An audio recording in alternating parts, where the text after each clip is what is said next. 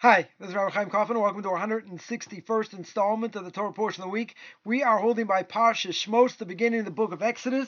Talks about Pharaoh not remembering Yosef, the Jewish people getting demolished, getting destroyed in Egypt.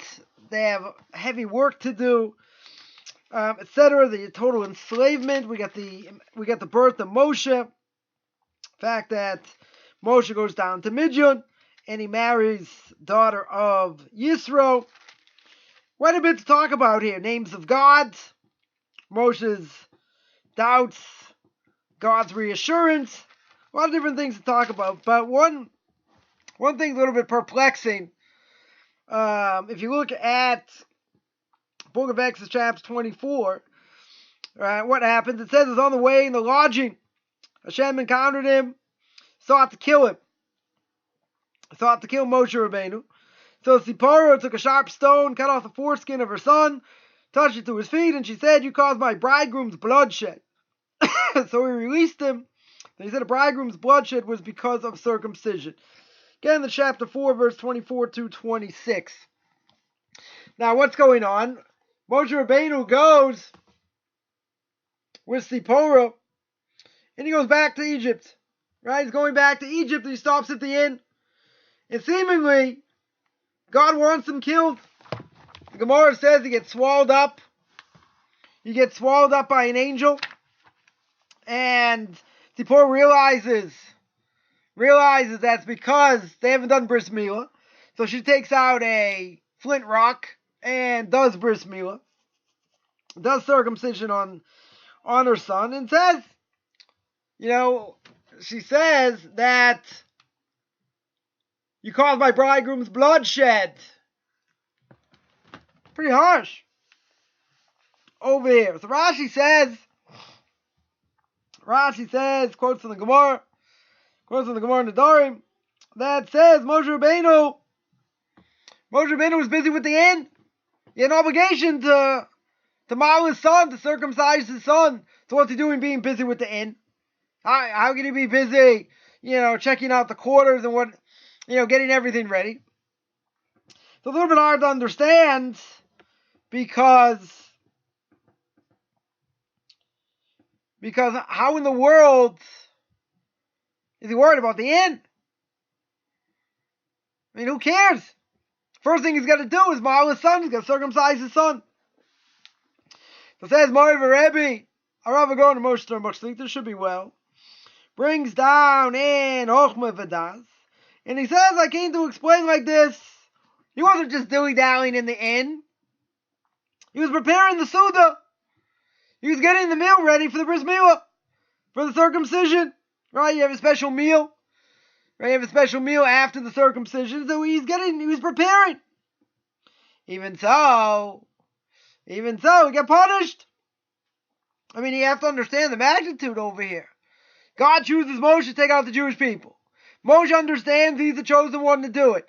Right? He's gonna get the message. Aaron's gonna speak. Does a stick trick. Does all these different things. How can God kill him? I mean, it doesn't make any sense logically. All right, maybe God changed his mind, send someone else. Could be. But it goes against everything we know. Right? It goes against the fact that God did all these things to reassure the people.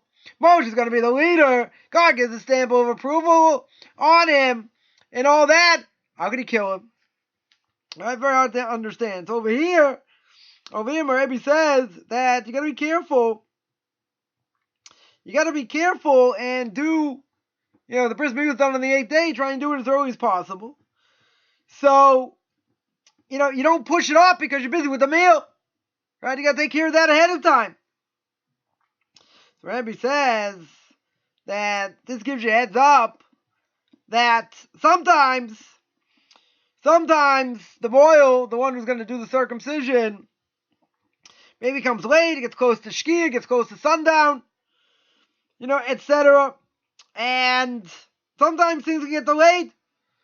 And if the moil's not there, or something happens or whatever, you might have to wait till the next day. It's got to be on the 8th day. And it doesn't get done on the 8th day. You have to do it the next day and push it off. There's not a reason to push it off. Right? It should be done in the earliest amount of time as possible. Right? Certainly shouldn't wait till then. Right? To do it, because you're busy with the meal and this and that. You might get too late. So you gotta be careful. But you see over here, this isn't enough, because my Rebbe says you're obligated to do circumcision immediately. Right? So if you're busy with the meal, in preparing the meal, make it a small meal, make it a simpler meal. Like, worried about, you're going to have this meal, and you're going to push off the meal. Right? So it's a little bit hard to understand. We're talking about Moshe Rabbeinu. Right? We are talking about, Moshe Rabbeinu over here. So, it's a little bit hard. It's a little bit hard, to understand. Moshe Rabbeinu thought, he thought that it's a sakana. It's a danger for the child. Right? So he does pikuach nefesh. You push it off. Right? Pikuach nefesh means you do whatever you can to save someone's life. In this case, you're putting the child's life in danger. Right? The whole question, if pikuach nefesh, you ought to push off the mitzvah before the giving of the Torah. The whole discussion. Whether before the Torah, when it comes to pikuach nefesh, you push it off. Right? That is, you push off because of danger for the sake of the mitzvah. I got a mitzvah of bris milah. Right? I got a mitzvah of circumcision. If I have a mitzvah of circumcision, how can you push it off? You can push it off, it's dangerous. Right? This idea of pikuach nefesh, the only question is, by pikuach nefesh, does that apply before the giving of the Torah? Right? That is the question, because what did you say? That the Torah says, v'chai b'hem. You have to live by it, not die by it. Right? You don't die by the statutes of the Torah. Moshe Rabbeinu thought it was sakana. He thought it was a great danger. And therefore, he wanted to push it off. But the question is, does that apply before the giving of the Torah? Right? That's the question. But that is not what I want to focus on. Right? The question here is, seemingly, Moshe Rabbeinu pushes off the mitzvah. Right? He's fixing the end. That's what Rashi brings down, as the Gemara says. He's busy with the end before he does the mitzvah. The Rebbe answers, no, he's busy with the meal, right, and getting the meal ready, whatever. But in the end of the day, what should he have done? He should have bowed the son. Right? He should have circumcised the son, so you have a smaller meal, big deal. So when it comes to mitzvahs in general, a person has to understand you cannot be lazy. Right? It doesn't matter. You don't want to get up in the morning. You want to eat matzah. Shabbat, eat the matzah. Right? You don't want to eat matzah 35 pounds, in 2.5 minutes. Then you have to whistle Dixie, which is almost impossible. Right? Because it's very dry. It gets stuck in your mouth and all that. Good. But we don't push off mitzvahs. Right? The evil inclination can come, and a person can start to do something, get distracted. Right? We get distracted very easily.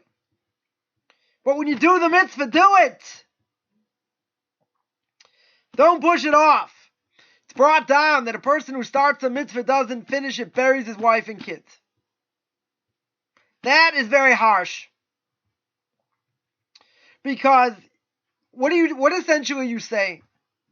Essentially, you're saying the mitzvah, okay, it's important. I started it. And then I get delayed. So if it's an onus, and you couldn't finish it, it's one thing. Right? Onus Rachmana Patre.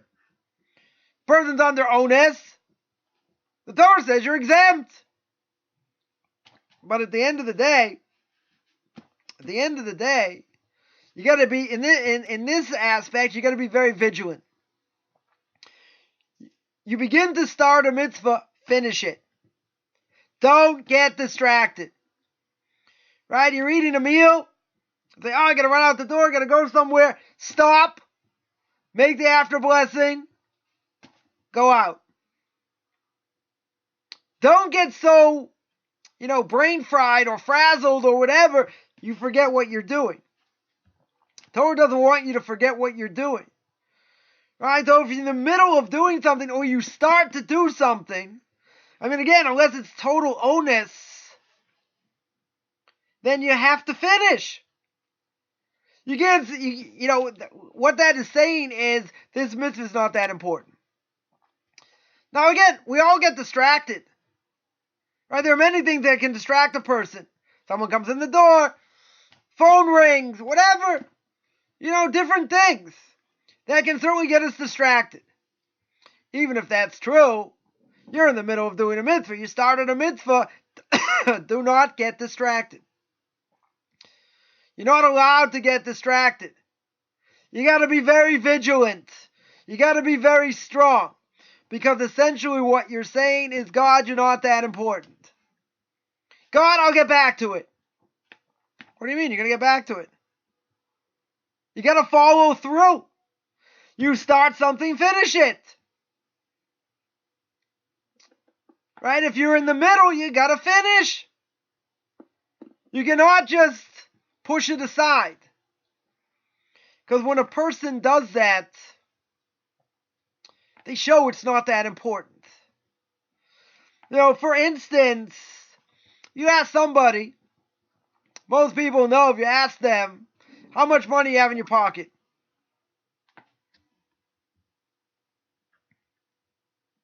What do I do? So you say, most people know. Most people know how much they have in their pocket. Almost to the exact amount. Because that's something that's important. When it comes to learning Torah, we don't review enough, so we forget, maybe Rava said it, Abai said it, this one said it. Right? So when you're doing something, you got to pay attention to detail. Right? When it comes to Torah. And you got to think. The Torah wants us to think.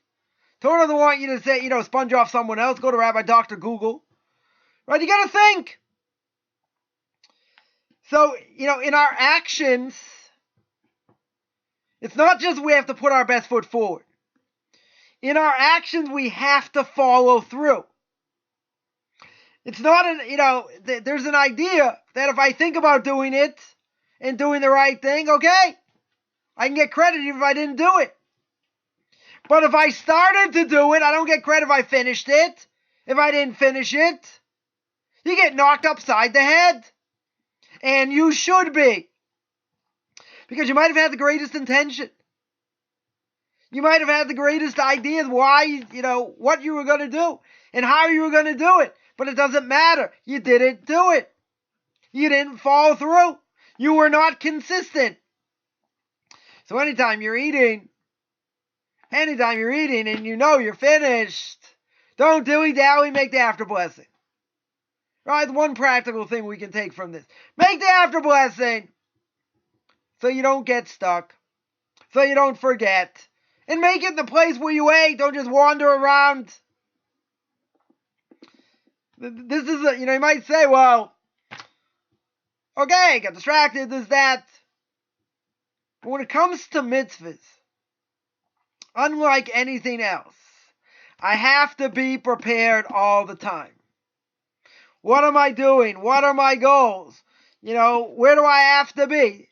So again, the Yetzer Hara comes on the evil inclination, Moreinu v'Rabbeinu. Right? The evil inclination comes, distracts us. So when we're doing mitzvahs, you cannot be distracted. You're going to say, but mitzvahs ain't tzrichas kavana. Mitzvahs don't need intention. You're right, but the evet means after the fact. But we try our best. Doesn't mean Kabbalistic intention. Right? But when we're doing the mitzvah, whatever it is, you gotta finish. You gotta get to the end. Doesn't matter, you have to be somewhere.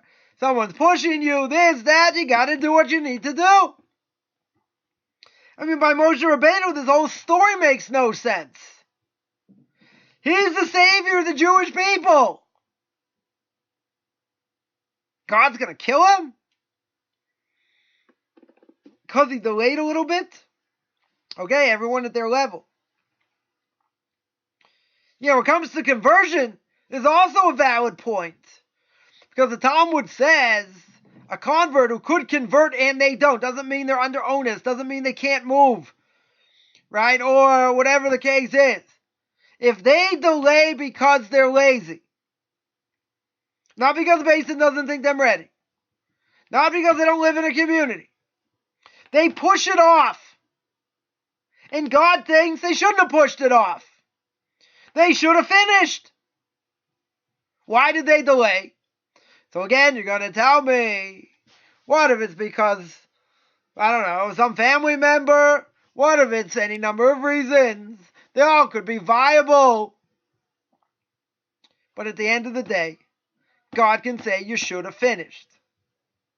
And if you didn't finish, when you could have or should have, not based under any onus, you are going to get severely punished. So you're going to say, okay, what does this mean exactly? What does it mean you delay? Right? Delay over here means that you're ready. You're ready to convert. Right? You live in a Jewish community. You should convert. But you push it off. Maybe you think you're not ready. Maybe you don't think you're worthy. Maybe, any number of things. That's evil inclination. If the basin thinks you're ready, you have to convert. Unless they're like extenuating circumstances. Or a person just puts it off. A person could have done it in 2 years. Or half a year, whatever. And they push it off longer.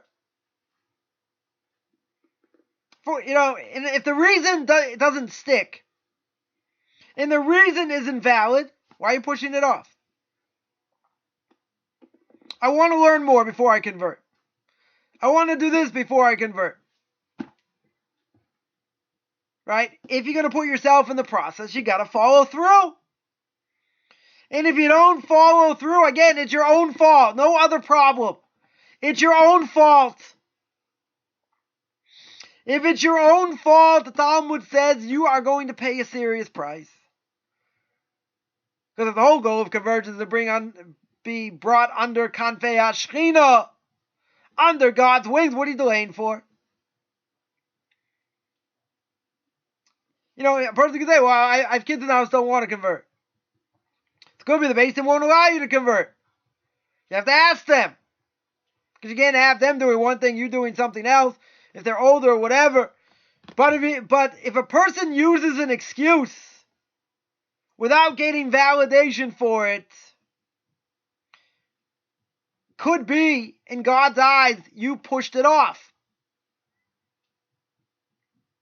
And if you want to be a Jew, why are you pushing it off? Why are you using excuses to push it off? So, good intentions. Sometimes, we mentioned you'll get credit for doing something even if you didn't do it. Because you had in mind to do it. Right? Good intentions are great. Because it shows you have a ratzon, you have a desire. You want to get closer to God. You want to work hard. These are all good things. But in the end, if I didn't start the mitzvah, whatever it is, but I wanted to, that's one thing. If I started it, why is that worse? You might have all the greatest intention and you sat back and you didn't follow through. Okay. It's not so good. But if you already started and you didn't follow through, it's 10 times worse. Because you're telling God in no uncertain terms, this is not that important. So someone will ask, what if I'm in the middle of a class and I turn it off? Why, do I get punished if I don't finish it? If a person's already distracted, they need to do other things, or they can't listen to it right now, they're allowed to stop it. If they're stopping it because, any other number of reasons that aren't valid, and you should have been listening to it or learning Torah, there's going to be punishments, payback. Again, each case has to be, judged by itself. I can't make overwhelming generalities. Right? But what we can say is, if you don't have an excuse, if you don't have a valid excuse in God's eyes, it's no good. It may be valid in your eyes. But what happens if God doesn't think so? If God doesn't think so, it's 10 times worse. So we can't push off things. Right? We have to have goals. We have to have desires. We want to fulfill these goals, and reach our potential. So we got to make a plan. If a person has a desire, to help X or volunteer somewhere or whatever, these are good things. Helping others, volunteering, tremendous things. Question is, what am I doing to make it come to fruition? If you can't do it, you're stuck, this, that, okay. If you sit back and you want it to go by itself, and the reality is you got to make something happen, and you don't make something happen, you're like, well, what can I do? God's going to say, well, intentions are worth something. You had the right intention, you just didn't follow through. So you get the mitzvah. Right? Or you get part of it anyway, because you have the right intention. If I do it, all the more so. But if I start it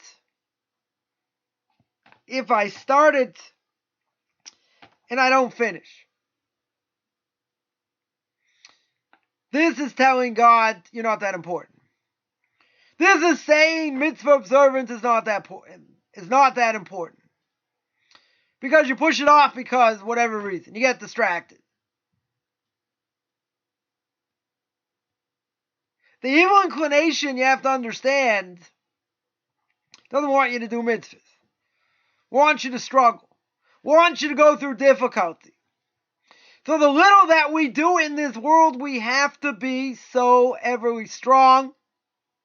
Or so ever strong. I don't think everly is a word. So ever strong. And we have to fulfill whatever we need to at the highest level. That's what we got to do. And we got to do it in a way where we're going to be consistent. We have to do it in a way where, if I have fixed time to learn, that fixed time is Harei Go Yavor. Means I have to give up my life. Nothing is more important than that time. Forget a phone call, forget this, turn off your phone. I have an hour, 2 hours, whatever it is to learn. Don't waste it. Don't use excuses. Sit down and learn. Listen to classes, watch videos, whatever it is. But for goodness sakes, don't make any excuses. We're very good at that. And I'm not saying the excuses are not necessarily valid. Some of them may be valid. But if you're going to fix a set of amount of time to learn, make it the same every day. If it can't be the same every day, a person has a different schedule every day, whatever the case is, make sure in your mind or write it down, this is the time I'm going to learn. Make a schedule. Stick to it. Be consistent. Because the most important thing when it comes to learning is to be constant. It has to be every day. Right? It doesn't matter when. But it should be a fixed time at the same time. It's easier. Right? You got a fixed time every day. If it's at the same time, it makes it 10 times easier. If not, okay. So you got to write out a schedule. Or if you don't need to write it out, you can, put it in your mind. Okay, this day I'm going to learn this time. This day I'm going to learn that time. Right? But you have to be consistent.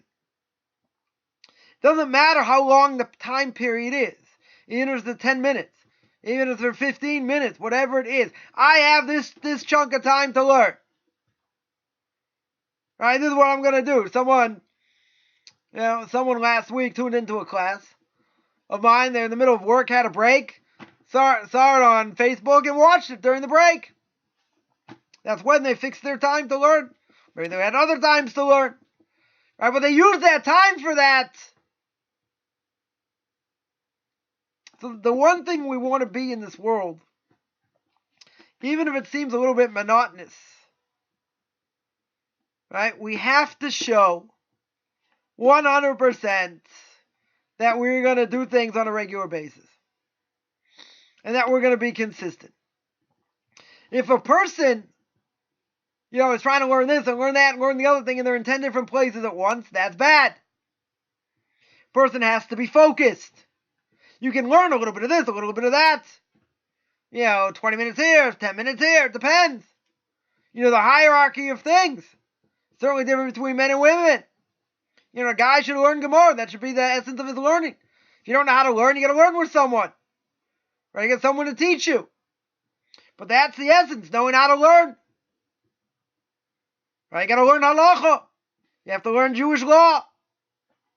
You have to do things that, learn things that are practical. Lots of waking up in the morning, lots of prayer, lots of Shabbos, lots of blessings, plenty what to learn. Musar, for sure, a person has to learn a little bit. Maybe 10, 15 minutes a day. Jewish philosophy, also good. Chumash. Right? Learning the Parsha of the week. Listen, plenty what to learn, so you have to break it up. You have to know how to break up the time. You have to know when you have to do other things. But you have to be consistent. And if your schedule changes, on a daily basis. Okay, so make your own schedule. This time I have to do this. This time I have to do that. Fine. This is the amount of free time you have. And you have to utilize that free time and use it. Right? Everybody has to learn. Women should also learn. They have to have fixed time? No. But they still have to learn. Right? They can learn all kinds of things. Not a problem. It's not the same as a guy. I've already spoken about this a number of times. Not the same. But for women also. Gotta find time to pray. Gotta find time to listen to classes sometimes. You also have to have a set schedule. Now, women will be busy if she has kids, other things to deal with. You gotta find that time. But that time, unless your house is burning down, God forbid, or something else going on, that time is sacred. That time doesn't change. Right? Or if it changes, whatever, it doesn't matter. Right? But that time you say, this is my fixed time. And you have to be consistent. I don't know, I probably said this 100 times during the video. You have to follow through. Because if you don't, the evil inclination will give you a million reasons why not to do it. You should be busy with this. You should be busy with that. Someone else needs this.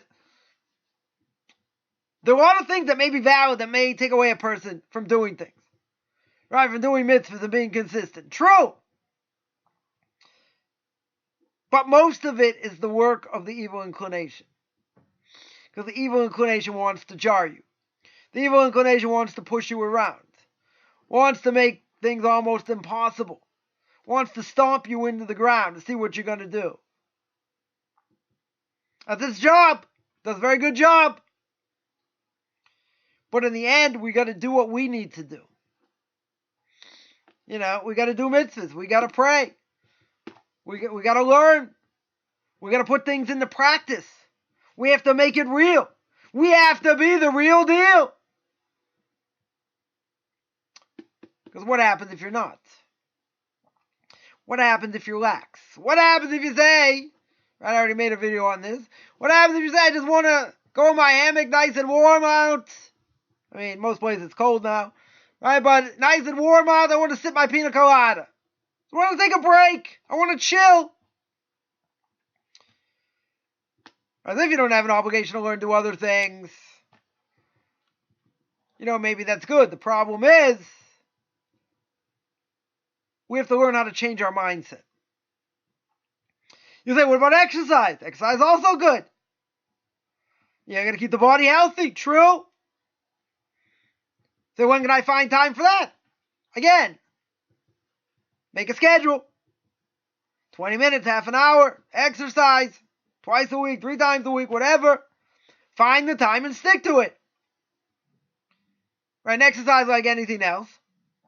It has to be that important. You have to fix the time. You have to go and do it. Right? Some people can do it more, some people can do it less. Whatever it is, but you got to do it. You can't sit around. It's like anything else you want to succeed in life. You want to be good at something, you got to keep going at it. Right? You got to perfect it. Whatever the craft is. You tweak it, this, that, whatever it is. We all know what we're good at. Right? So you got to find the time. At the same time, being consistent is important. But a person has to have goals. All right, spoken about this a lot. I can't emphasize.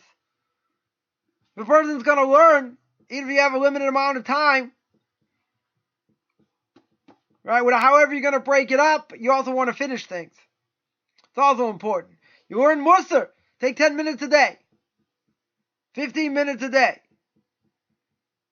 15 minutes a day, you continue. Right, 15 minutes the next day, you continue. Right, eventually you're going to go through material. You might have to review. Right, it's a good thing to review. But in the end, 10, 15 minutes a day, there are a lot of things you can finish over time. Problem is, we want to learn everything now. Right, we're in the fast generation. Give it to me now, fast. Well, so what?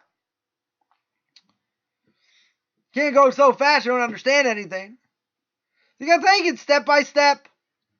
And when you take it step by step, you will get somewhere. All right, I know somebody had a chavrusa shop to learn with somebody. 15 minutes once a week. Once a week! They learn Musar, 15 minutes.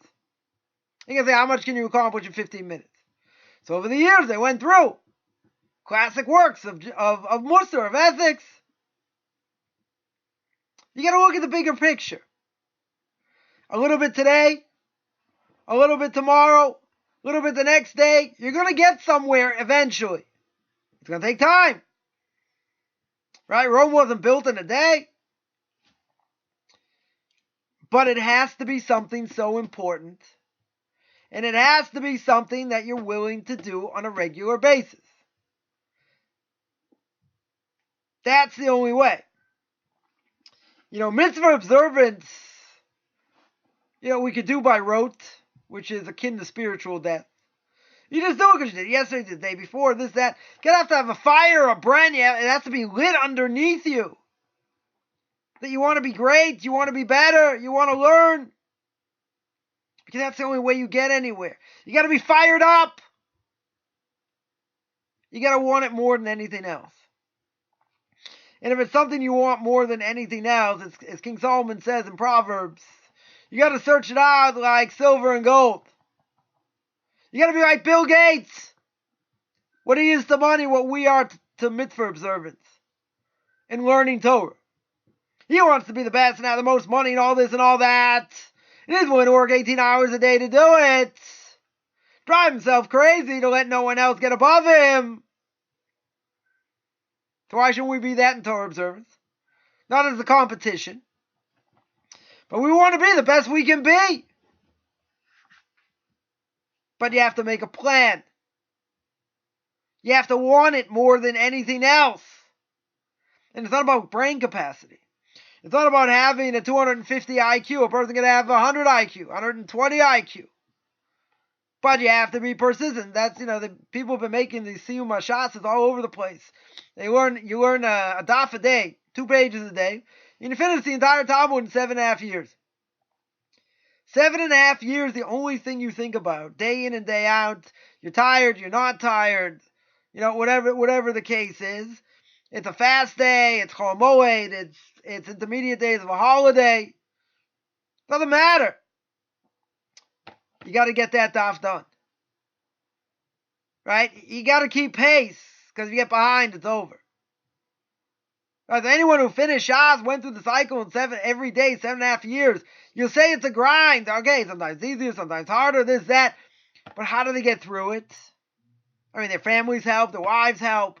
But how do they get through it? It's consistency. It's sure will. Because there are going to be pages that are very hard. Some will be easier, whatever. But in the end, 7.5 years. Day in and day out. It's warm, it's cold. Doesn't matter what the weather is, doesn't matter what's going on in the world. Doesn't matter what's going on in your job. This is what, if a person learns that, that's the ultimate in consistency. Every single day. Right? Before Shabbos, on Shabbos, next day, keep going. You just keep going. But if you don't have that idea of consistency, or you don't have a way to fit it into the plan, or there is no plan, forget it. Right? You're never going to get there. So the whole point over here is, whether it comes to learning, whether it comes to mitzvah observance, first you have to have the will. You have to have the will, this is what I want to do. And you have to know it's going to be the process. Second thing is, you have to have goals. You have to know what you want to accomplish. You have to know where you want to get to. What level you want to get to. Third is, you got to make a plan. You got to make a plan how to do it. And you have to, fourth thing is, you have to follow through. And whatever you're going to do, whether it's mitzvahs, whether it's learning, whether it's chesed, doing acts of loving kindness, whenever it's going to be done, it has to be done then. This is my time to do this. This is my time to do that. But I have to plan it. If I don't plan it, what's going to be? Not going to happen. It'll be haphazard. And a lot of people, as we mentioned, when it comes to learning and mitzvahs, they're all over the place. You got to take it step by step. Yeah, the evil inclination will say, yeah, have lofty goals. Have these high goals. Not a problem. Because I'm going to make sure you don't reach them. Or even come close, I'm going to slam you to the ground. Because you're going to, tafasta maruba lo tafasta. If you grab on too much, you try and do too much, it's over. After a certain amount of time, won't be very long, you'll be trying to do all these things, you'll be fried. Can't do it, it's impossible. Person doesn't have the brain capacity, doesn't have the physical capacity. So a person has to know what they're capable of. My Rebbe says, you got to think big. Because if you don't think big, if you think small, for instance, you end up small. If you think big, you may not end up big, but you won't end up small. So, you want to have lofty ideals. But you also want to be consistent. You want to be consistent in doing them and trying to get to them. You're going to say, well, one day I couldn't do this, one day I couldn't do that, whatever. Yeah, it makes a chink in the armor, makes it much weaker. Makes a person much weaker.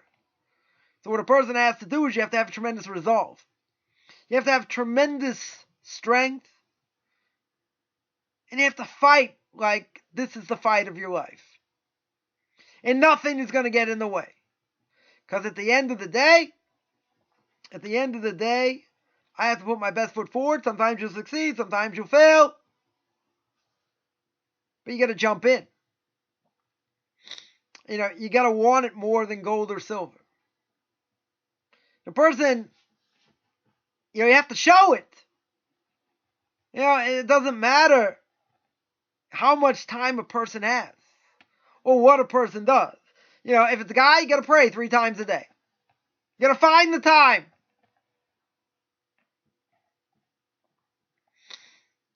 Fixed times for learning, you got to make time. You got to make the schedule. But you have to want it. And if you want it more than anything else, doesn't matter what your brain capacity is. If you want it more than anything else, God is going to give you siyata d'shmaya. He will give you heavenly help. But you got to make it realistic. And if you make it realistic and you're consistent, then that is going to help us reach our true potential. So I want to remind everyone I have a class on duties of the heart. I do it every Tuesday night, 9 o'clock New York time. That is, we're holding by Shar Avodas Maisa, I think, or Yichud Maisa, about serving God properly. Right, we're speaking about the evil inclination, how to fight against the evil inclination. Again, that's every Tuesday, 9 o'clock New York time. I also have 2 Q&As, question and answer sessions, every Tuesday, Thursday, 10 o'clock in the morning New York time, 5 o'clock Israel time. I also do Tanakh Talk, every controversial issues, every Monday. That is 1 o'clock Central Time, 9 o'clock at night Israel time. A lot of interesting topics cover.